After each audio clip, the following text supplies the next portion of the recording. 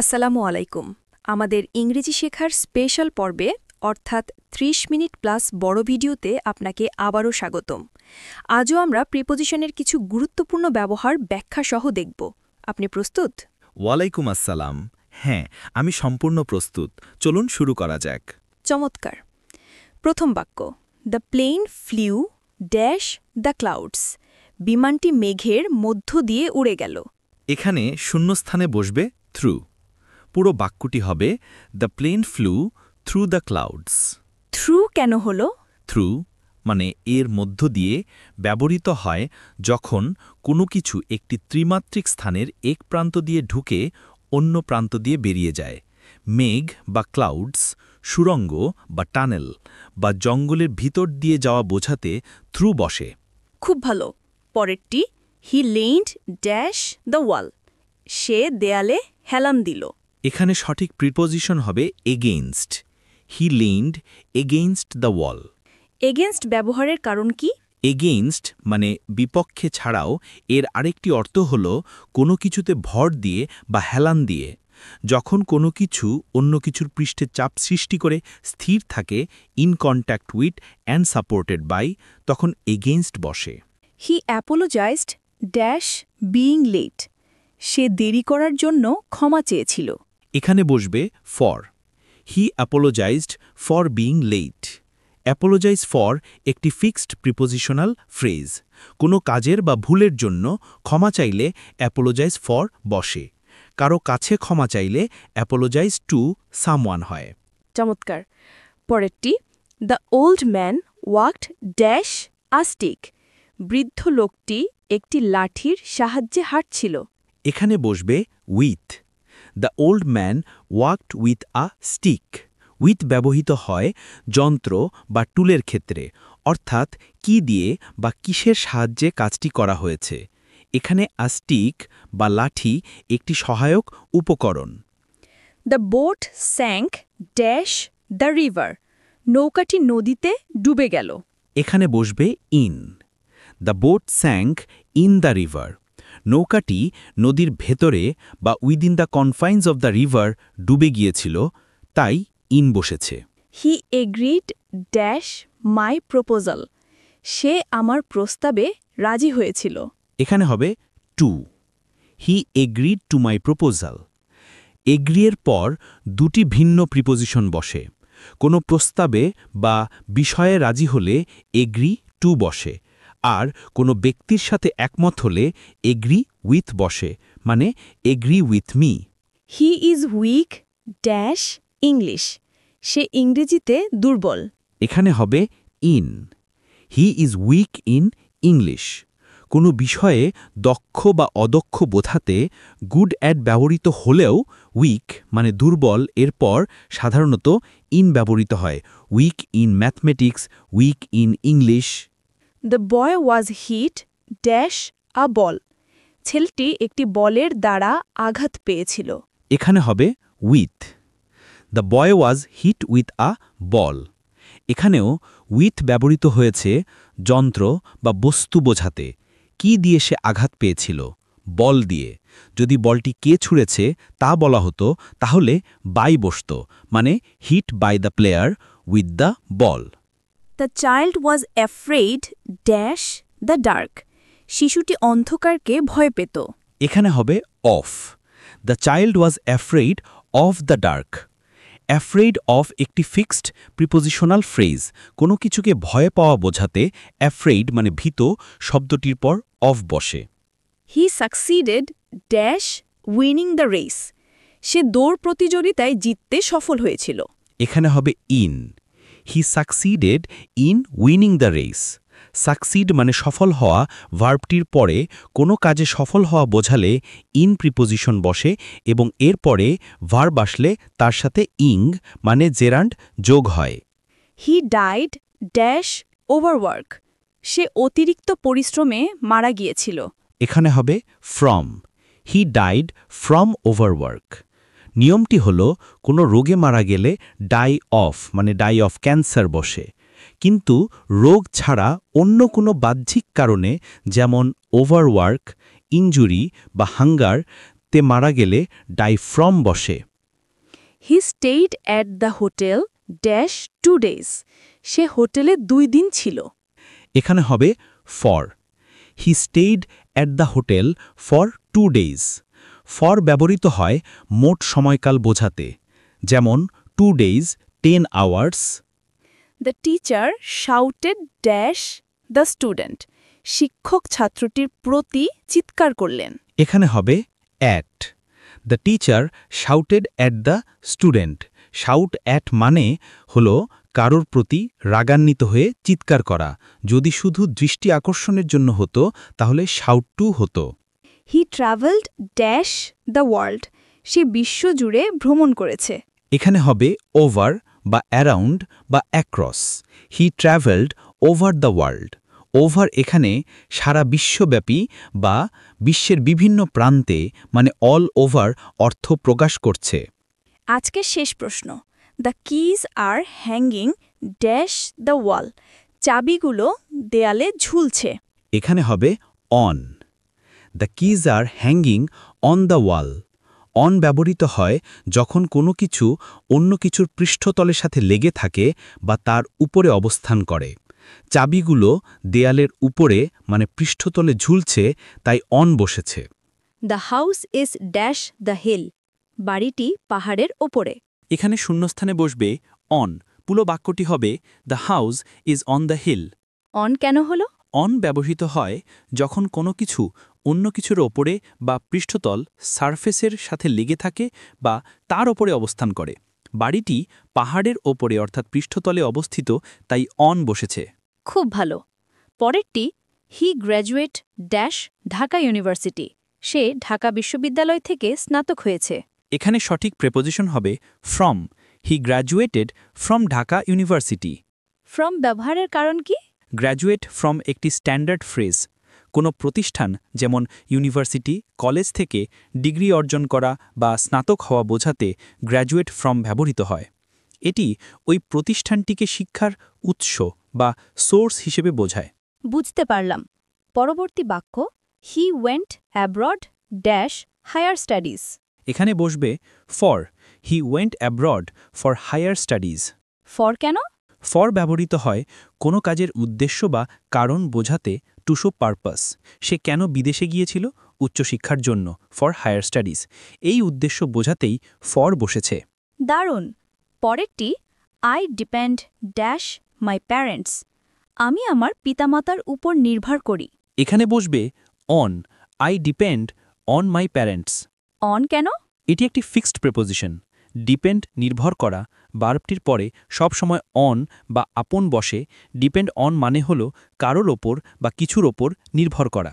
খুব পরিষ্কার। পরের বাক্য উইল স্টার্ট ড্যাশ সানরাইজ। আমরা সূর্যোদয়ের সময় শুরু করব। এখানে হবে at. Will start at sunrise. At কেন? অ্যাট ব্যবহৃত হয় দিনের নির্দিষ্ট সময় বা বিন্দু পয়েন্ট অফ টাইম বোঝাতে। সানরাইজ সূর্যোদয়, নুন দুপুর, মিডনাইট মধ্যরাত বা ঘড়ির কাঁটার নির্দিষ্ট সময় অ্যাট 6 AM। এগুলোর আগে অ্যাট বসে। চমৎকার। আজকের শেষ বাক্য the letter was written dash a pencil. চিঠিটি একটি পেন্সিল দিয়ে লেখা হয়েছিল। শূন্যস্থানে বসবে with. The letter was written with a pencil. With ব্যবহারের কারণ কি? বাই কেন নয়? খুব ভালো প্রশ্ন। বাই ব্যবহৃত হয় ব্যক্তির ক্ষেত্রে এজেন্ট, অর্থাৎ কে কাজটি করেছে, রিটেন বাই মি। কিন্তু উইথ ব্যবহৃত হয় যন্ত্র বা টুলের ক্ষেত্রে, অর্থাৎ কি দিয়ে কাজটি করা হয়েছে। যেহেতু আ পেন্সিল একটি যন্ত্র বা উপকরণ, তাই উইথ বসেছে। The boy fail dash the river. ছেলেটি নদীতে পড়ে গেল। এখানে শূন্যস্থানে বসবে ইনটু। পুরো বাক্যটি হবে the boy fail into the river. Into কেন হলো? ইন নয় কেন? ইন মানে হলো কোনো কিছুর ভেতরে স্থির থাকা বা অবস্থান করা, পজিশন, কিন্তু ইনটু মানে হলো গতিসহ বাইরে থেকে ভেতরে প্রবেশ করা। যেহেতু ছেলেটি বাইরে থেকে গতিসহ নদীর ভেতরে পড়ল, তাই ইনটু ব্যবহার করা হয়েছে। খুব ভালো। পরেরটি they walked dash the street. তারা রাস্তা ধরে হাঁটছিল। এখানে সঠিক প্রেপোজিশন হবে along. They walked along the street. Along ব্যবহারের কারণ কি? অ্যালং বরাবর ব্যবহৃত হয় যখন কোনো কিছু লম্বা, যেমন রাস্তা, নদী বা সৈকত কিছুর একই রেখা অনুসরণ করে বা ধার ঘেঁষে যাওয়া বুঝায়। তারা রাস্তাটি বরাবর হাঁটছিল। বুঝতে পারলাম। পরবর্তী বাক্য the child ran dash the room. শিশুটি দৌড়ে ঘরের ভেতর ঢুকল। এখানেও বসবে into. The child ran into the room. এর ব্যাখ্যাও কি প্রথমটির মতো? হ্যাঁ, ঠিক তাই। শিশুটি বাইরে ছিল এবং গতিসহ ঘরের ভেতরে প্রবেশ করল। যদি শিশুটি আগে থেকে ঘরের ভেতরে দৌড়াদৌড়ি করত তাহলে আমরা বলতাম রানিং ইন দ্য রুম। দারুণ। পরেরটি I am interested dash learning new languages. আমি নতুন ভাষা শিখতে আগ্রহী। এখানে বসবে ইন।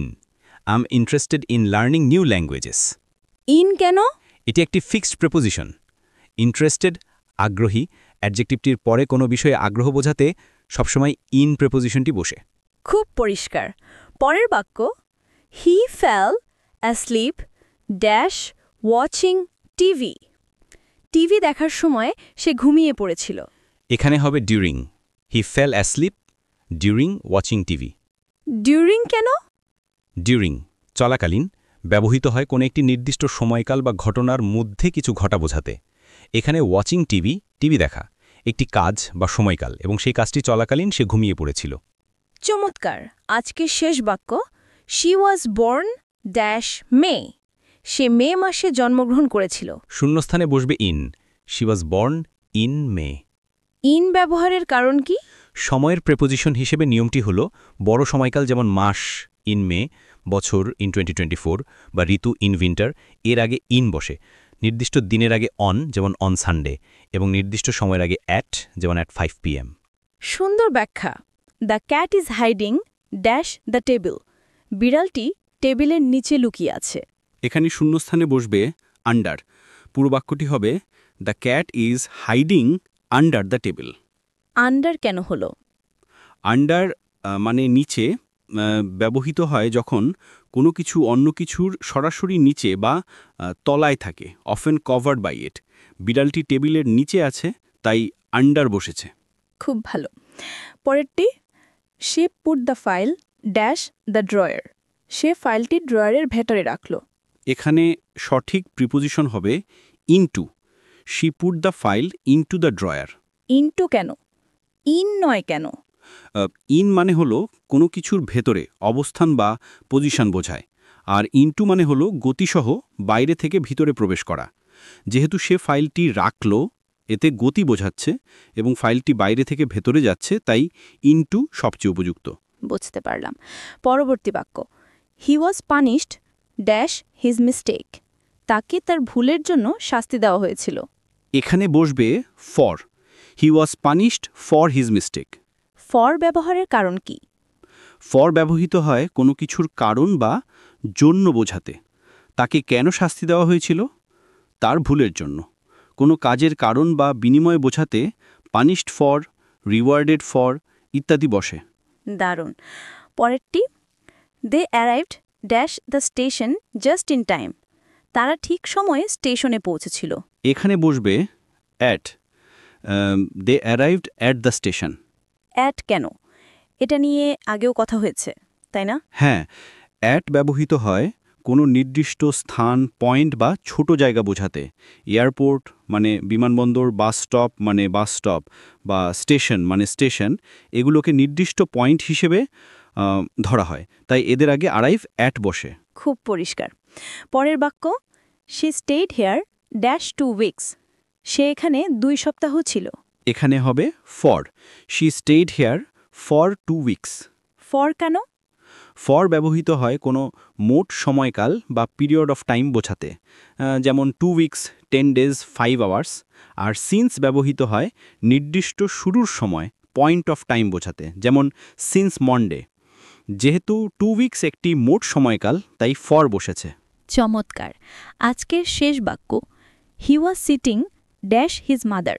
সে তার মায়ের পাশে বসেছিল। শূন্যস্থানে বসবে beside. He was sitting beside his mother. Beside মানে কি? বিসাইড মানে হলো পাশে বা সংলগ্ন, নেক্সট টু। সে তার মায়ের পাশে বসেছিল। সুন্দর বলেছেন। He divided the mangoes dash 4 children. এখানে শূন্যস্থানে বসবে আমং পুরো বাক্যটি হবে he divided the mangoes among 4 children. Among কেন হলো? আমরা এর আগে শিখেছিলাম যে দুটি নির্দিষ্ট ব্যক্তি বা বস্তুর মধ্যে ভাগাভাগি বোঝালে বিটুইন বসে, বিটুইন দ্য টু ব্রাদার্স। কিন্তু যখন দুইয়ের অধিক, 3 বা ততোধিক ব্যক্তি বা বস্তুর মধ্যে ভাগ করা বোঝায় তখন আমং বসে। যেহেতু এখানে 4 চিলড্রেন আছে তাই আমং হয়েছে। খুব ভালো। পরেরটি, she arrive dash the airport early. এখানে সঠিক প্রিপোজিশন হবে at. She arrived at the airport early. At ব্যবহারের কারণ কি? ইন নয় কেন? ইন ব্যবহৃত হয় বড় জায়গা বা শহরের ক্ষেত্রে, arrive in Dhaka, arrive in Bangladesh. কিন্তু অ্যাট ব্যবহৃত হয় কোনো নির্দিষ্ট স্থান, পয়েন্ট বা ছোট জায়গা বোঝাতে। এয়ারপোর্ট, বিমানবন্দর, বাস স্টপ বা রেলওয়ে স্টেশন এগুলোকে নির্দিষ্ট পয়েন্ট হিসেবে ধরা হয়, তাই এদের আগে অ্যারাইভ অ্যাট বসে। বুঝতে পারলাম। পরবর্তী বাক্য, he came to the meeting dash his father. এখানে বসবে with. He came to the meeting with his father. With কেন? উইথের একটি প্রধান ব্যাপার হল সঙ্গে বা একসাথে বোঝানো। সে কার সঙ্গে এসেছিল? তার বাবার সঙ্গে, তাই উইথ বসেছে। দারুণ। পরেরটি, the school is close dash Friday. বিদ্যালয়টি শুক্রবারে বন্ধ থাকে, এখানে বসবে অন। অন কেন? সপ্তাহের নির্দিষ্ট দিনের নামের আগে সবসময় অন বসে, যেমন on Sunday, on Monday, on Friday. খুব পরিষ্কার ব্যাখ্যা। পরের বাক্য, the book was written dash Shakespeare. এখানে হবে by. The book was written by Shakespeare. By কেন? এটি প্যাসিভ ভয়েসের নিয়ম। যখন কোনো কাজ কে করেছে বা কার দ্বারা বা এজেন্ট করা হয়েছে তা উল্লেখ করা হয় তখন বাই ব্যবহৃত হয়। বইটি কার দ্বারা লেখা? শেক্সপিয়ারের দ্বারা, তাই বাই শেক্সপিয়ার হয়েছে। চমৎকার। আজকের শেষ বাক্য, they walked slowly dash the road. শূন্যস্থানে বসবে along. They walked slowly along the road. Along ব্যবহারের কারণ কি? অ্যালং বরাবর ব্যবহৃত হয় যখন কোনো কিছু লম্বা, যেমন রাস্তা, নদী, সৈকত, কিছুর একই রেখা অনুসরণ করে বা ধার ঘেঁষে যাওয়া বোঝায়। তারা রাস্তাটি বরাবর হাঁটছিল। হি নকড ড্যাশ দ্য ডোর। সে দরজায় কড়া নেড়েছিল। এখানে শূন্যস্থানে বসবে অ্যাট। পুরো বাক্যটি হবে he knocked at the door. At কেন হলো? অন হতে পারত না? নক অন দ্য ডোর এবং নক অ্যাট দ্য ডোর দুটোই সঠিক এবং বহুল ব্যবহৃত। তবে নক অ্যাট প্রায়শই দরজার কাছে এসে কড়া নাড়া বোঝায়। দুটোই ব্যবহার করা যায়, তবে অ্যাট এখানে একটি প্রমিত ব্যবহার। খুব ভালো। পরেরটি, the teacher is satisfied dash our performance. শিক্ষক আমাদের পারফরম্যান্সে সন্তুষ্ট। এখানে সঠিক প্রিপোজিশন হবে with. The teacher is satisfied with our performance.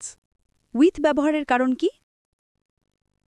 এটি একটি ফিক্সড প্রিপোজিশনের উদাহরণ। স্যাটিসফাইড অর্থাৎ সন্তুষ্ট শব্দটির পরে কোনো ব্যক্তি, স্যাটিসফাইড উইথ ইউ, বা কোনো বিষয় বা বস্তুর দ্বারা সন্তুষ্ট হওয়া বোঝালে উইথ বসে। বুঝতে পারলাম। পরবর্তী বাক্য, the bird flew dash the sky. পাখিটি আকাশে উড়ল। এখানে বসবে in. The bird flew in the sky. In কেন? অ্যাক্রস নয় কেন? অ্যাক্রস দ্য স্কাই মানে আকাশের এপার থেকে ওপার, মানে এক প্রান্ত থেকে অন্য প্রান্তে। কিন্তু ইন দ্য স্কাই মানে আকাশের ভেতরে বা আকাশের মধ্যে। আকাশকে একটি ত্রিমাত্রিক বা 3D স্থান বা এলাকা হিসেবে বিবেচনা করা হয়, তাই পাখি যখন আকাশে ওড়ে তখন ইন ব্যবহার করাই সবচেয়ে স্বাভাবিক। দারুণ ব্যাখ্যা। পরেরটি, she ran dash her lost dog. সে তার হারিয়ে যাওয়া কুকুরের পেছনে ছুটেছিল। এখানে বসবে after. She ran after her lost dog. After কেন? আমরা আগের পর্বে আলোচনা করেছিলাম রান আফটার একটি ফ্রেজাল ভার্ব, যার অর্থ হল পশ্চাৎধাবন করা বা কাউকে তাড়া করা, টু চেজ। সে তার কুকুরটিকে ধরার জন্য তার পেছনে ছুটেছিল। খুব পরিষ্কার। পরের বাক্য, the kids are playing dash the garden. বাচ্চারা বাগানে খেলছে। এখানে হবে in. The kids are playing in the garden. In কেন? ইন ভেতরে ব্যবহৃত হয় যখন কোনো কিছু অন্য কোনো কিছুর ভিতরে বা চারপাশে ঘেরা অবস্থায় থাকে, উইদিন অ্যান এনক্লোজড স্পেস। বাগান একটি নির্দিষ্ট ঘেরা এলাকা, তাই তার ভেতরে খেলাধুলা করা বোঝাতে ইন বসেছে। চমৎকার। আজকের শেষ বাক্য, the train went dash the tunnel. ট্রেনটি সুড়ঙ্গের ভেতর দিয়ে গিয়েছিল। শূন্যস্থানে বসবে through. The train went through the tunnel. Through ব্যবহারের কারণ কি? থ্রু এর মধ্য দিয়ে ব্যবহৃত হয় যখন কোনো কিছু একটি ত্রিমাত্রিক স্থানের এক প্রান্ত দিয়ে ঢুকে অন্য প্রান্ত দিয়ে বেরিয়ে যায়। সুড়ঙ্গ, জঙ্গল বা জানালার নিতর দিয়ে যাওয়া বোঝাতে থ্রু ব্যবহৃত হয়। অসাধারণ। The cat jumped dash the chair. বিড়ালটি চেয়ারে লাফিয়ে পড়ল। এখানে শূন্যস্থানে বসবে ইনটু। পুরো বাক্যটি হবে the cat jumped into the chair. Into কেন হলো? অন বা অন্ট নয় কেন? ভালো প্রশ্ন। অন মানে কোনো কিছুর ওপরে স্থির থাকা, অন্টো মানে গতিসহ কোনো কিছুর ওপরে আসা, কিন্তু ইনটু ব্যবহৃত হয় গতিসহ কোনো কিছুর ভেতরে প্রবেশ করা বোঝাতে। সম্ভবত এখানে চেয়ারটি একটি আর্মচেয়ার বা হাতলযুক্ত বসার জায়গা, যার ভেতরে বিড়ালটি লাফিয়ে বসল। বুঝতে পারলাম। পরেরটি, they stayed at home dash the storm. ঝড়ের সময় তারা বাড়িতেই ছিল। এখানে সঠিক প্রিপোজিশন হবে during. They stayed at home during the storm. During ব্যবহারের কারণ কি? ডিউরিং ব্যবহৃত হয় কোনো একটি নির্দিষ্ট সময়কাল বা ঘটনার শুরু থেকে শেষ পর্যন্ত বোঝাতে। এখানে দ্য স্টর্ম অর্থাৎ ঝড় একটা নির্দিষ্ট সময়কাল, সেই পুরো সময়টাতেই তারা বাড়িতে ছিল, তাই ডিউরিং বসেছে। ভালো। পরবর্তী বাক্য, I will be free dash 5 PM। আমি বিকাল 5টার মধ্যে ফ্রি হব। এখানে বসবে by. I will be free by 5 PM। By কেন? অ্যাট নয় কেন? অ্যাট 5 PM মানে হলো ঠিক 5টায়, কিন্তু বাই 5 PM মানে হলো 5টা বাজার আগে বা 5টার মধ্যে, নো লেটার দ্যান 5 PM। এটি একটি শেষ সময়সীমা বা ডেডলাইন বোঝাতে ব্যবহৃত হয়। দারুণ। পরেরটি, the dog ran dash the thief. কুকুরটি চোরের পেছনে ছুটেছিল। এখানে বসবে after. The dog ran after the thief. After কেন? আফটার মানে পরে, কিন্তু এখানে র্যান আফটার একটি ফ্রেজাল ভার্ব, যার অর্থ হলো পশ্চাদ্ধাবন করা বা কাউকে তাড়া করা, টু চেজ। খুব পরিষ্কার ব্যাখ্যা।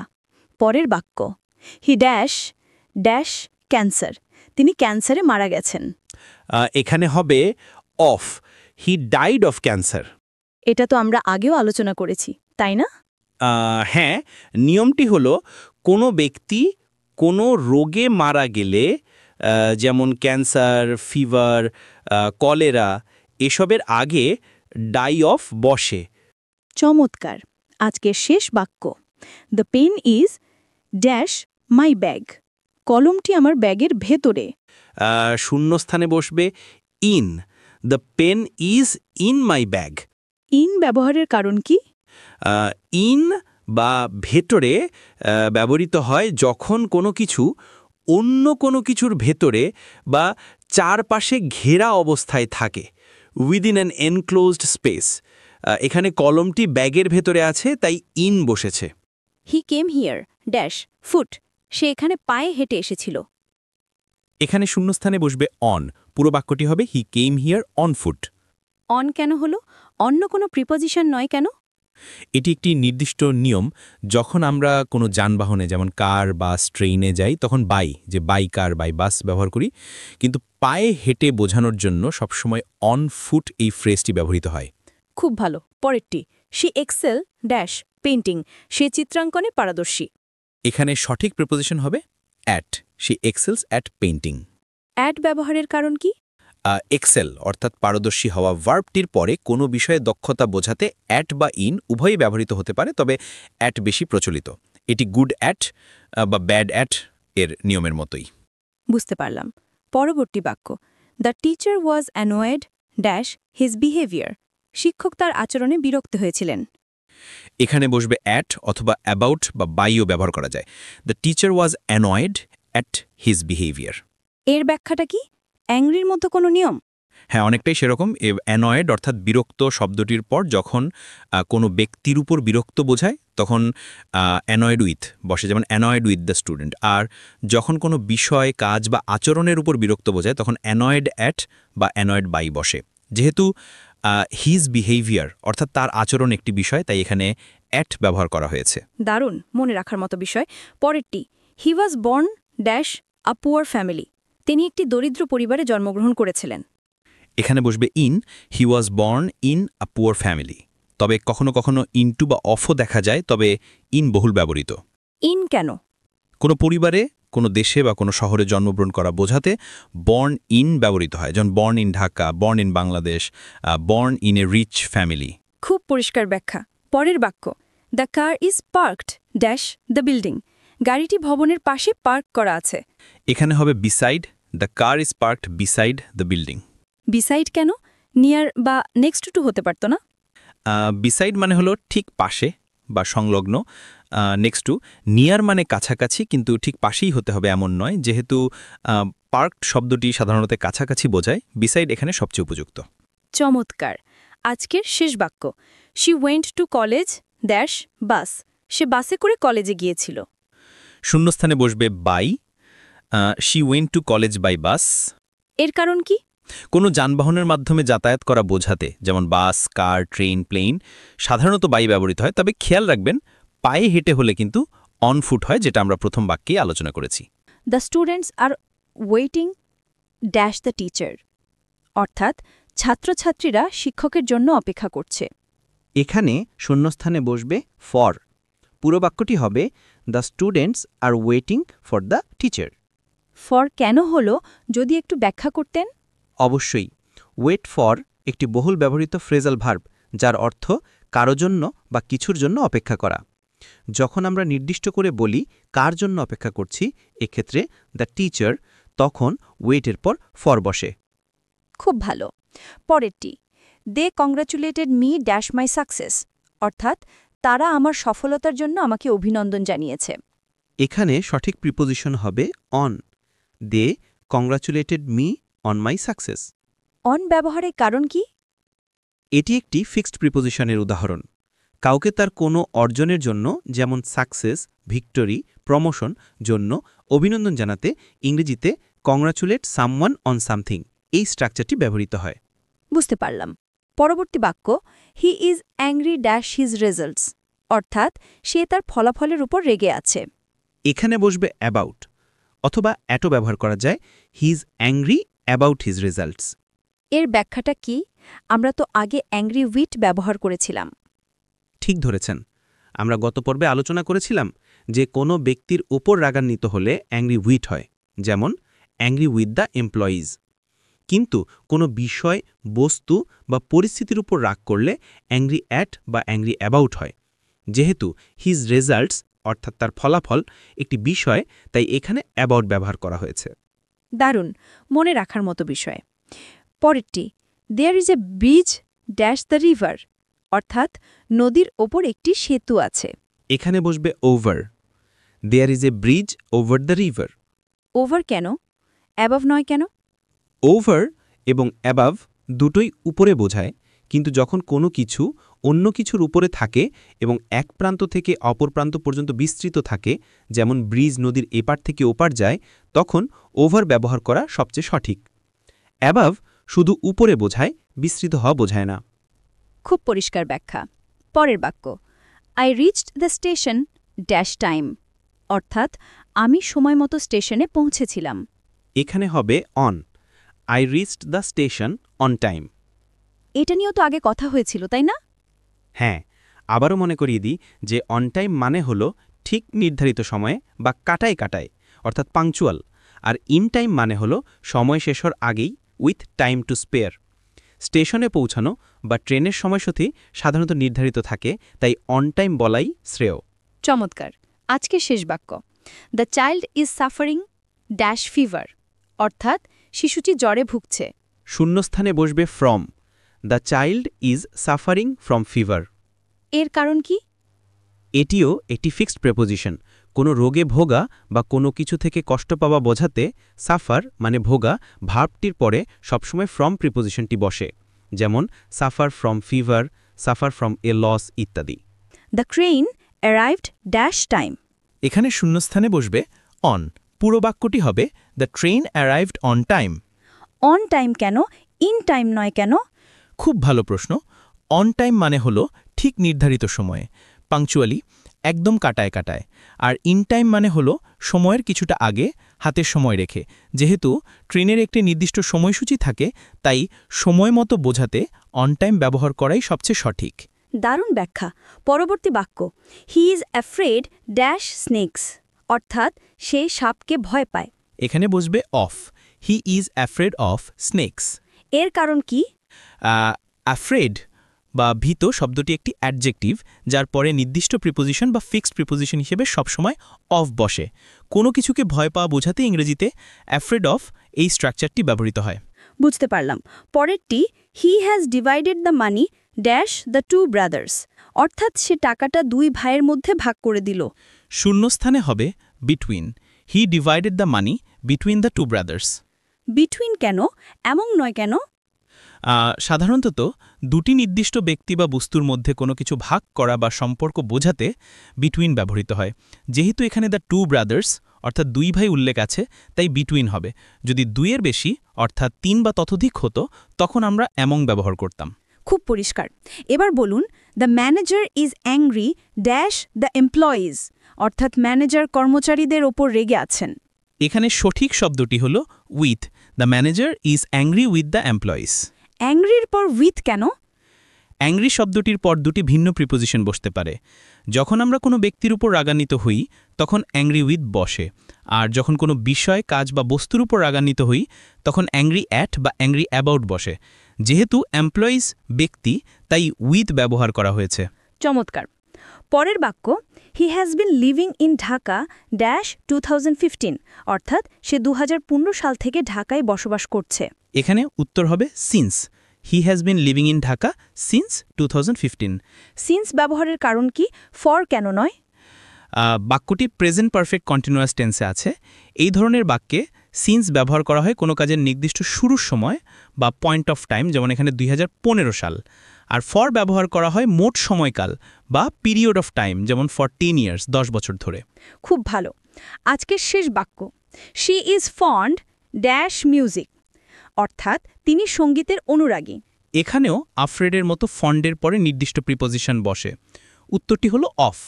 She is fond of music. এর ব্যাখ্যা, ফন্ড অফ একটি প্রোনোমিনাল ফ্রেজ, যার অর্থ কোনো কিছুর প্রতি অনুরাগী বা আসক্ত। ফন্ড অর্থাৎ অনুরাগী শব্দটির পর সবসময় অফ বসে। He is good dash mathematics. সঠিক উত্তর অ্যাট। ব্যাখ্যা, কোনো বিষয়ে দক্ষতা বোঝাতে আমরা গুড অ্যাট ব্যবহার করি। He is good at mathematics, অর্থাৎ সে গণিতে ভালো। She has been absent dash Monday. সঠিক উত্তর সিন্স। ব্যাখ্যা, কোনো নির্দিষ্ট সময় থেকে বোঝাতে সিন্স ব্যবহৃত হয়। She has been absent since Monday, অর্থাৎ সে সোমবার থেকে অনুপস্থিত। হি jumped dash the well to save the child. সঠিক উত্তর ইনটু। ব্যাখ্যা, ভেতরে যাওয়ার গতিশীলতা বোঝাতে ইনটু ব্যবহৃত হয়। He jumped into the well, অর্থাৎ সে কুঁয়ে লাফ দিল। আই প্রেফার কফি ড্যাশ টি। সঠিক উত্তর টু। ব্যাখ্যা, প্রেফার ড্যাশ টু মানে এক বস্তুকে অন্যের চেয়ে বেশি পছন্দ করা। আই প্রেফার কফি টু টি, অর্থাৎ আমি চায়ের চেয়ে কফি বেশি পছন্দ করি। The book is lying dash the table. সঠিক উত্তর অন। ব্যাখ্যা, কোনো কিছুর উপর অবস্থান বোঝাতে অন ব্যবহৃত হয়। The book is lying on the table, অর্থাৎ বইটি টেবিলের উপর আছে। She is married dash a doctor. সঠিক উত্তর টু। ব্যাখ্যা, ম্যারিড টু মানে বিবাহিত ব্যক্তির সাথে সম্পর্ক বোঝাতে ব্যবহৃত হয়। She is married to a doctor, অর্থাৎ সে একজন ডাক্তারের সাথে বিবাহিত। এই প্রশ্নটি প্রিয় শিক্ষার্থীর জন্য। He jumped dash the well to save the child. জি, আমাদের ভিডিও থেকে জ্ঞান অর্জন করলেন কিনা সেটা যাচাই হয়ে যাবে। ধন্যবাদ।